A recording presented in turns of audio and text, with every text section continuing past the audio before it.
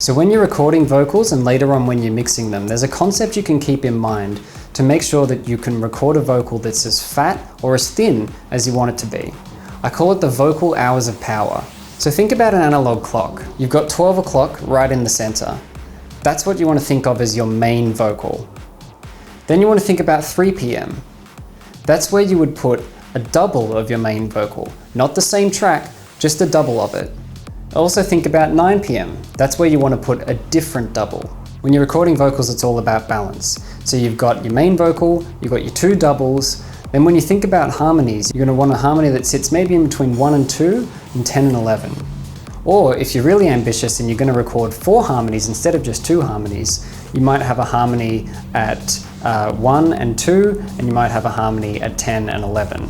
So if you look at the clock from one side to the other, you want to think about a double vocal, a harmony, a main vocal, another harmony, and another double vocal. Ideally, they are at least 5 separate tracks, and if you've recorded multiple sets of harmonies, then you should have 7 separate tracks. There's one other thing that you can think of, and that's if you imagine the hands of the clock and come down into the center.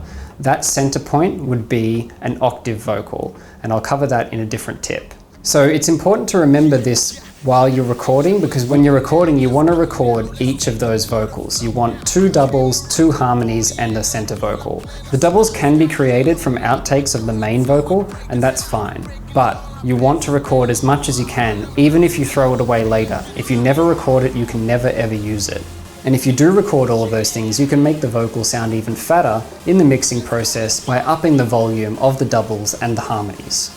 The other reason we talk about the hours of power is that when you're mixing, you want to be panning those elements to match that clock face. So you want your doubles out each side, you want your harmonies just off center, and you want your main vocal dead center. So that's it for this tip. If you like it, subscribe, keep making music, and I'll see you next time.